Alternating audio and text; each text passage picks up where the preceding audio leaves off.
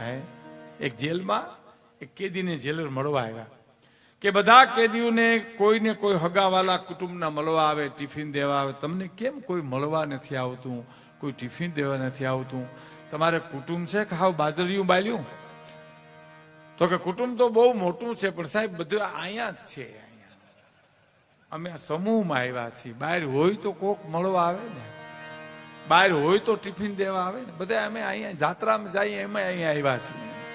શું કરો તમે અહીં? ક્યાં વાત કરો સાહેબ?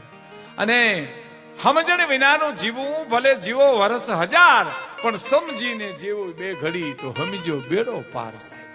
સમજણ વિનાનું જીવવું ભલે જીવો વર્ષ 1000, પણ સમજીને જીવો. સમજણ એ જ મૂડી છે આ દેશની સાહેબ. સમજણ એ જ છે આપણા દેશની મૂડી. મહેસાણા એક પ્રોગ્રામ કરવા ગયા ને, પ્રાણભાઈ, હું, દિવાળીબેન ને લાખાભાઈ, આ બનેલી હકીકતો. અને ગરદની અમારો પરિચય કરાવ્યો. જેમ ભાઈ માઇકમાં બોલતા હતા ને એમ માઇકમાં હાથમાં માઇક લઈને ઉભા થયા. અને એને શું કીધું ખબર? લાખાભાઈ ગઢવી અને એની ટોળકીએ ખૂબ મજા કરાવેલી. બોલો, અમને એની ટોળકી કરી. તે પ્રાણભાઈ વ્યાસ મને કે ટોળકી કોણ? મેં કીધું હું, તમે દિવાળી બેન. હા, આપણે એની ટોળકી. લાખાભાઈ આપણા નાયક. અને પછી શું કીધું ખબર? નામચીન કલાકારો છે. નામચીન ખિસ્સા કાતરું છે, નામાંકિત નહીં, નામચીન કલાકારો છે. હા, અને પછી હું કીધું ખબર? કાળજાનો કોકડો કરજો, પેલો કોકડો. લે, મેં કીધું કાળજાનો કટકો તો હમણાં લાખાભાઈ ગાયો. મને કે બીજો કોઈ કોકડો કરો. તમારા કોઠિયાવાડમાં ઘણા કોકડા હોય. આની ભા હું કરું? અંતરના ઉડાણની ઈ તો કોક વેધુ ને કહેવાય, પણ ચોરે નો ચર્ચાય ચિત્તની વાતું શંકરા. અંતરના ઉડાણની ઈ તો કોક વેધુ ને કહેવાય. મૈદાનભાઈ ક્યાં બેઠા છે? બરાબર. હા, અંતરના ઉડાણની ઈ તો કોક વેધુ ને કહેવાય, ચોરે નો ચર્ચાય ચિત્તની વાતું શંકરા. મિત્રો, વિજ્ઞાને બહુ વિકાસ કર્યો છે. રૂપિયા વધી ગયા હોય તો તમે બેંકમાં જમા કરાવી શકો છો. સાંભળજો મિત્રો, રૂપિયા વધી ગયા હોય મારી તમારી પાસે તો બેંકમાં જમા કરાવી શકાય. દાગીના વધી ગયા તો ખાના ખોલાવીને જમા કરાવી શકાય. વર્તમાન કાળમાં એક જ વાતની મૂંઝવણ છે, વાત મૂકવાના ઠેકાણા નથી સાહેબ.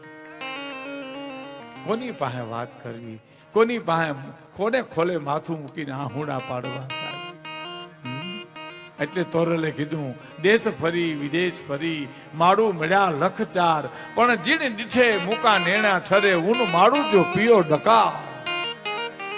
12 ગાવનો પલો કાપશો તાર તમારે એક દીવો મળશે, એટલે એક માણા મળશે. બાકી તો ઘણા છે, કોકડા જેવા તો ઘણા છે. અને એક બીજી વાત સાહેબ, આંસુનું ટીપું તમે ડોક્ટરને દઈ દો ને તો લેબોરેટરીમાં નાખીને કહી દઈએ કે આમાં એટલા ટકા ખારાશનો ભાગ છે. પણ દુનિયાભરના ડોક્ટરોને ભેળા કરીને કોઈ માણસનું આંસુનું ટીપું આપીને ડોક્ટરને પૂછો કે ડોક્ટર સાહેબ જોઈ દો આમાં આ હું સુખનું છે કે દુઃખનું છે. વિજ્ઞાન નાનું પડશે અહીંયા સાહેબ. અને કોઈ પણ માણસનું આંસુ, આ લોહીનું ટીપું તમે ડોક્ટરને દો તો કહી દે કે કયા ગ્રુપનું છે. પણ દુનિયાભરના ડોક્ટરોને ભેળા કરીને એટલું પૂછો કે ડોક્ટર આ લોહીનું ટીપું આમાં જોઈ દો ને કેટલા ટકા ખાનદાની છે. આ વિજ્ઞાન નાનું પડશે. અને કોઈ પણ માણસને ઝેરી સાફ કરડે અટાણે તો 1 મિનિટમાં ઇન્જેક્શન આપી અને ડોક્ટર એનું ઝેર ઉતારી નાખે છે. પણ માણા કરડે એના ઇન્જેક્શન હજી સુધી શોધી શક્યું નથી સાહેબ. અંતરના ઉડાણની ઈ તો કોક વેધુ ને કહેવાય, ચોરે નો ચર્ચાય ઈ ચિત્તની વાસુ શંકરા. અંતરના ઉડાણની તો કોક વેધુ ને કહેવાય. સમજણ વિનાનું જીવવું, જીવો ભલે વર્ષ 1000, અને સમજીને જીવો 2 ઘડી તો સમજો બેડો પાર. અણસમજણના જ ગોટા થાય છે. અમારે ત્યાં જુનાગઢમાં એક ભાઈ ને મહેમાન આવ્યા ને તો ગરદણી છોકરાને કીધું કે મહેમાન આવ્યા એના માટે બજારમાં કંઈક લઈ આવ્યા, રિક્ષા લઈ આવ્યો. બોલો, હા, હજી તો આવીને બેઠા હતા હો બિચારા, ચાય નહોતી પીધી તો ભૂર કરતી રિક્ષા આવી, ચા પીધા વિના બેન વૈયા ગયા બિચારા. છોકરે કીધું બાપાને કે હું કામે આવ્યા હતા મહેમાન, તો હગાઈ કરવા તને જોવા. પછી હળી કાઢી રિક્ષાની વાહ સાયકલ લઈને, સાયકલ થી રિક્ષા પકડાય પછી સમજણ વિનાનું જીવવું ભલે જીવો વરસ હજાર, એ સમજણ વિનાની વાત છે સાહેબ. સમજણની વાત છે એ તો જુદી વાત છે.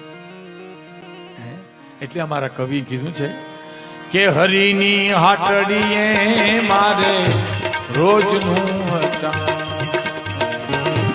હરિની હાટડીએ મારે રોજનું હતા.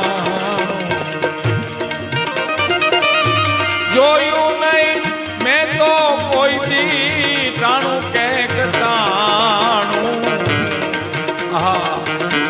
હરિની હાટડીએ મારે રોજનું હરિની હાટડીએ મારે રોજનું હતા.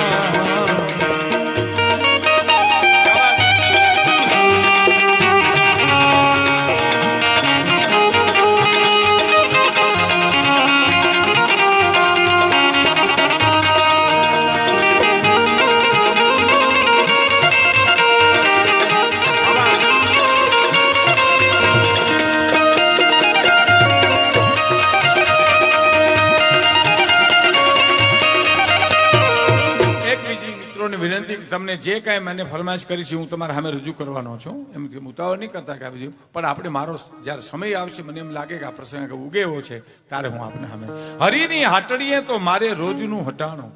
કવિની કવિતા તમે જુઓ, કવિતાની તાકાત જ એવી, સમર્પણ છે કવિતાની મારી પાસે. આજ ઘણા માણસ બટેટા વડા થાય, માથે ઠરી ગયા ને માલિકો હરકતા હોય. બટેટા વાળા દગો બહુ દિયો. એક ભાઈ ઘેરે મહેમાનો જમવા બેઠા ને મારો જેવો મહેમાન ઉતાવળો ખાવામાં ઠરી ગયેલું બટેટું વડો સમજીને મોઢા મૂક્યું, તારવે સોટ્યું પરબારો અને ચોટલી ખીતો થઈ ગયો. આંખમાંથી પાણીના દોરિયા મીંડા ફૂટવા, મીંડો ભે ઓગાડતી હોય ઓમો મોમો મીંડો કરવા.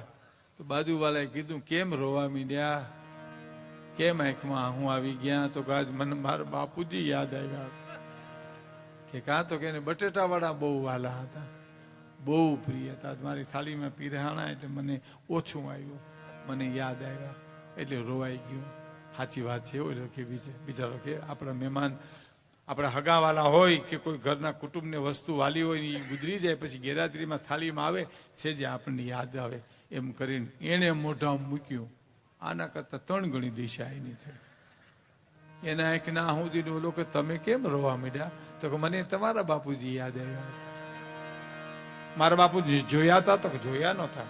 મળ્યા હતા? તો કે મળ્યા ક્યાંથી હોય, જોયા ન હોય તો કે તો શું કામ યાદ આવ્યા? તો કે મને એટલા માટે યાદ આવ્યા કે તારા જેવા અમારી વાહ મૂકતા ગયા ને, નહીતર જરી કીધું કે આ ધગે છે તો મારી દિશા તારા જેવી નો થાત ને. ભલામાં આ મને રોરાવામાં લાભ હું થયો તને.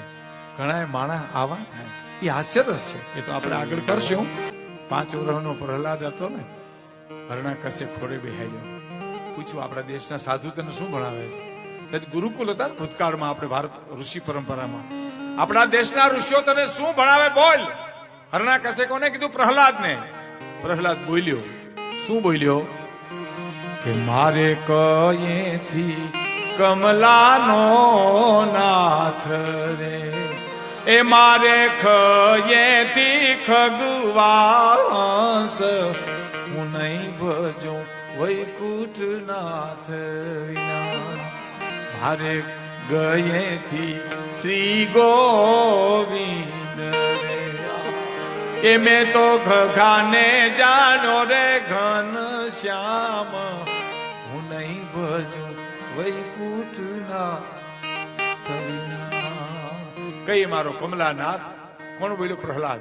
કયે મારો કમલાનો નાથ, કયે મારો ખગવા હંસ, ગયે મારો ગોવિંદ અને ગયે મારો ઘનશ્યામ. પ્રહલાદ બોલ્યો તા ભીતમાં પાણો પછાડે મરણા કસે પછાડ્યો અને ઢરડીના ઓરડીમાં પડી ગયો. જાઓ, હું જેને નામ મુકાવવાના પ્રયત્ન કરું છું એની પાટ લીધી છે.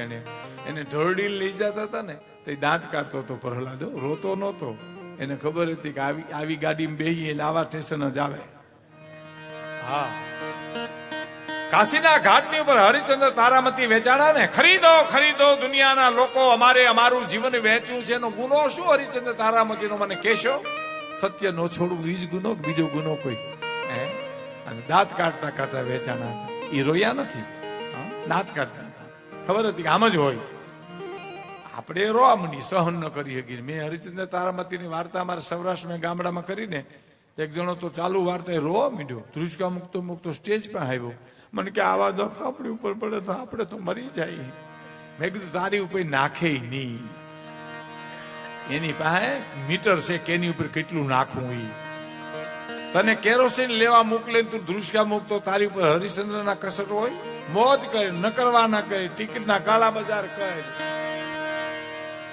ઈ તો એ જી નથી મફતમાં મળતા, એના તો મૂળ ચૂકવવા પડતા. સંતને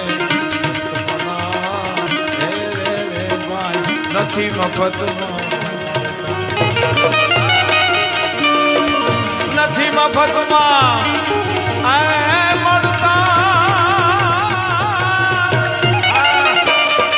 નથી મફતમાં મળતા, એના તો મૂળ ચૂકવવા પડતા. સંતને નથી મફતમાં, જે મફતમાં મળતા એના તો મૂળ ચૂકવવા પડતા. દુનિયામાં સંતોને સંતપણા, દાતારોને દાતારપણા અને સુરવીરોને સુરવીરપણા નથી મફતમાં મળતા, એના મૂળ ચૂકવવા પડે. સાહેબ, આપણા ઘરમાંથી કૂતરું રોટલો ઉપાડી જાય અને આપણું આખું ઘર ડેલી સુધી જોડ્યા જાય અને આપણા હાથમાં ન આવે ને પછી એમ કહે કે મારા દાદા વાહ ભલે ખાઈ જાય, ભલે ખાઈ જાય, ભલે ખાઈ જાય. આજ તો મારે નાખવો હતો જ રોટલો, એ નાખ્યો નથી ને, જીવના જોખમે ઢોળી ગયું છે. એને ઉદારતા ન કહેવાય. સાહેબ, નથી મફતમાં મળતા, એના તો મૂળ ચૂકવવા પડતા. દુનિયામાં સંતોને સંતપણા ક્યાંય નથી મફતમાં મળતા. સાહેબ,